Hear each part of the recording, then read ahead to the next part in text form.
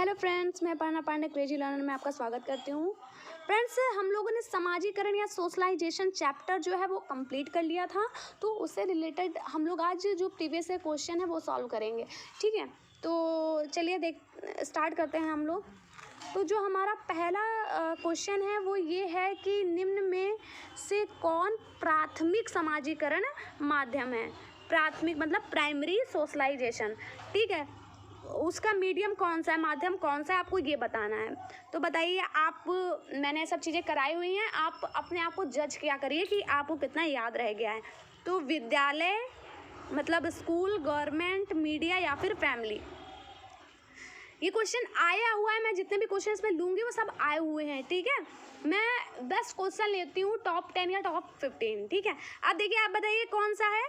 तो परिवार प्राथमिक समाजीकरण का माध्यम, मैंने बताया था कि परिवार होता है, और ये क्वेश्चन बहुत ज़्यादा बार आया, मैं बता नहीं सकती हूँ। ठीक है, अब आगे देखिए जो हमारा नेक्स्ट है। नेक्स्ट हमारा क्वेश्चन क्या है। नेक्स्ट हमारा क्वेश्चन है कि विद्यालय और समाजीकरण के बारे में निम्न में से क्या सत्य है। बताइए क्या सत्य है विद्यालय और समाजीकरण के बारे में।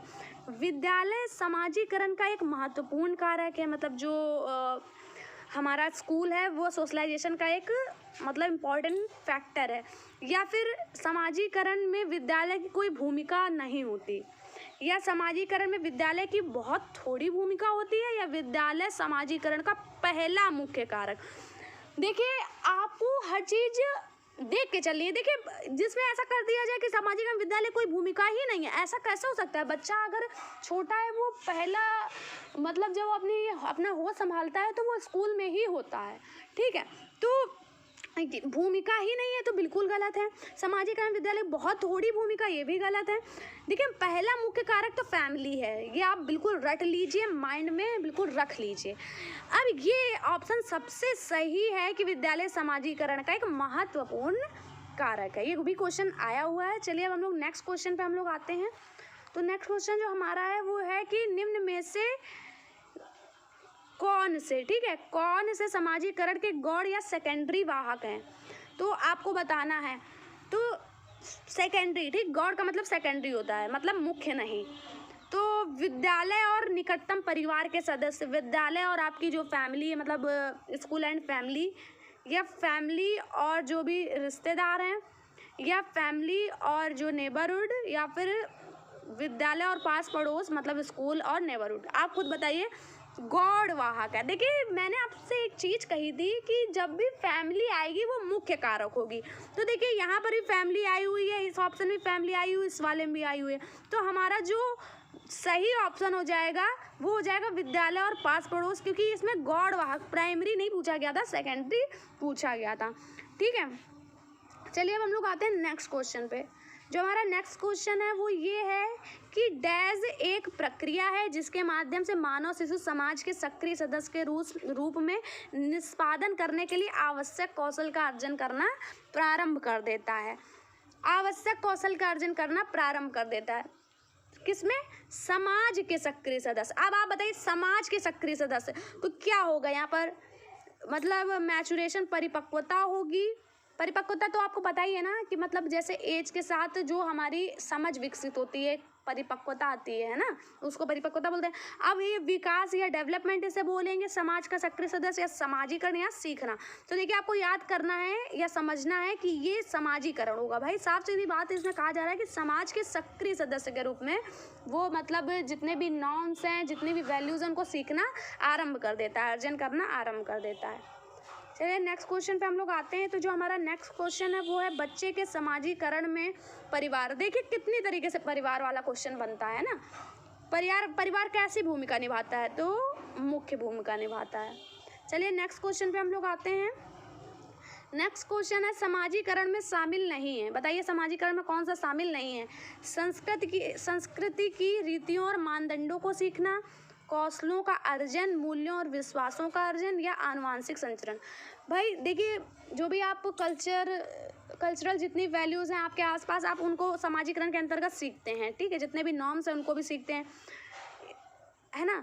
कौशलों का अर्जन भी करते हैं, मूल्यों और विश्वासों, मतलब जितने भी मूल्य हैं, विश्वास, आपके प्रथाएं जो भी प्रचलित हैं, उन सबका आप अर्जन करते हैं। लेकिन आनुवांशिक संचरण तो किसी भी प्रकार से समाजीकरण से संबंधित है ही नहीं, ठीक है, ये तो वंशानुक्रम से संबंधित है। तो यही हमारा आंसर हो जाएगा। नेक्स्ट हमको देखना है कि क्वेश्चन हमारा नेक्स्ट क्या है। तो नेक्स्ट क्वेश्चन है कि निम्न में से कौन समाजीकरण की निष्क्रिय एजेंसी। मैंने आपको बताया था निष्क्रिय एजेंसी और सक्रिय एजेंसी। आपने अगर मेरा सोशलाइजेशन वाला लेक्चर देखा है तो आपको बहुत अच्छे से समझ आ रहा होगा, आप इस क्वेश्चन को सॉल्व भी कर पाएंगे। देखिए, स्वास्थ्य क्लब मतलब health club, family eco club, ये सब क्या होते हैं, समाजीकरण की सक्रिय एजेंसी। मतलब बच्चा इनके संपर्क में ज़्यादा आता है, इनका इफेक्ट उसके ऊपर ज़्यादा पड़ता है। जबकि वो सार्वजनिक पुस्तकालय मतलब उसमें तो बहुत ही ज़्यादा अगर उसे इंटरेस्ट है तभी भले वो पब्लिक लाइब्रेरी वगैरह में कभी कभी मतलब सोशलाइजेशन में भूमिका नहीं निभाते हैं बहुत ज़्यादा। आप क्या वहाँ पर लाइब्रेरी में जाके करेंगे, कैसे आपका सोशलाइजेशन होगा, ठीक है। तो मतलब ये भूमिका निभाते जरूर होंगे पर एक निष्क्रिय एजेंसी की तरीके, मतलब एक सक्रिय रूप में नहीं, ठीक है। तो हमारा जो सही आंसर हो जाएगा निष्क्रिय एजेंसी में सार्वजनिक पुस्तकालय। चलिए हम लोग नेक्स्ट क्वेश्चन पे आते हैं। जो हमारा नेक्स्ट क्वेश्चन है वो ये है कि समाजीकरण है, तो समाजीकरण क्या है। समाज के आधुनिकीकरण की प्रक्रिया, समाज के मानदंडों के साथ अनुकूलन के सामाजिक मानदंडों में परिवर्तन या शिक्षक एवं पढ़ाए गए के बीच संबंध है। देखिए, समाजीकरण क्या है, मैंने आपको बताया था कि जो भी नॉर्म्स वैल्यूज़ जितने भी समाज में हैं आप उनको एक्सेप्ट करते हैं। और एक और बात मैं बता दूं कि एक्सेप्ट करने का मतलब ये भी नहीं है कि आप गलत चीज़ों को भी एक्सेप्ट करें और आप मतलब उनमें चेंजमेंट ना लाएं, ये मैं नहीं बता रही हूँ, ठीक है। तो क्योंकि ऐसा भी ऑप्शन आपको दे सकता है, तो आपको क्या करना है कि समाज के मानदंडों के साथ अनुकूलन ये सही है, लेकिन अगर इससे अच्छा कोई ऑप्शन आपको मतलब ऐसे तरीके से दे दे कि मतलब समाज के साथ समायोजन सिर्फ, है ना, तो वो सही हो जाएगा आपका। मतलब सिर्फ आपको एक्सेप्ट नहीं करना, क्योंकि आप मैं क्वेश्चन देख रही थी तो उसमें ये भी लिखा था कि मतलब समाज के मानदंडों को अपना लेना एक ऑप्शन था, और दूसरा था कि समाज के साथ अनुकूलन या समायोजन। तो आपको समायोजन वाला ऑप्शन वो करना है कि आपको एडजस्ट करना है, पर इसका मतलब ये भी नहीं कि समाज की जितनी भी जो गलत प्रथाएं रूढ़ियाँ उनको भी आपको एक्सेप्ट करना है, ठीक है।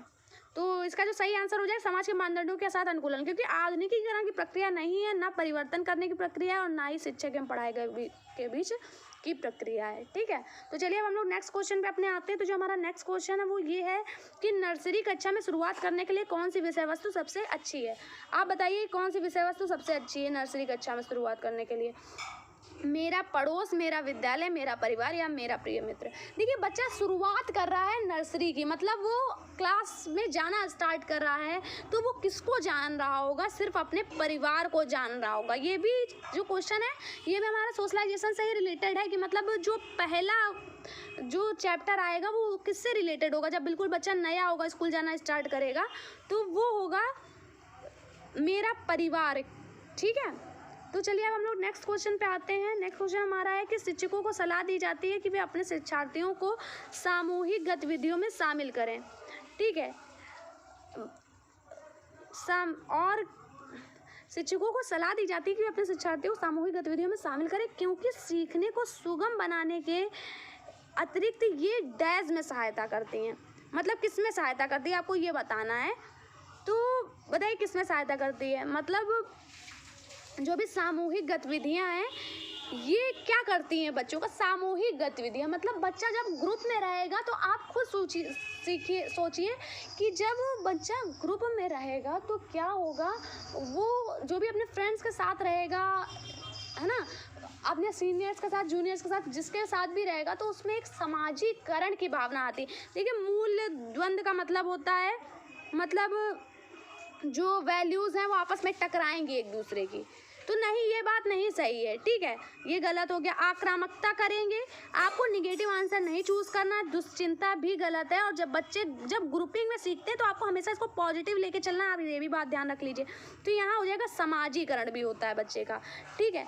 तो चलिए इसी के साथ हमारा जो क्वेश्चन है समाजीकरण से रिलेटेड, उसकी प्रैक्टिस हम लोगों ने कर ली है। सारे क्वेश्चन प्रीवियस ईयर बेस्ड थे, और आई होप आपको समझ आ रहा होगा कि मैंने जो पढ़ाया है वो आपको कितना आया है और उसकी क्या इम्पोर्टेंस है, ठीक है।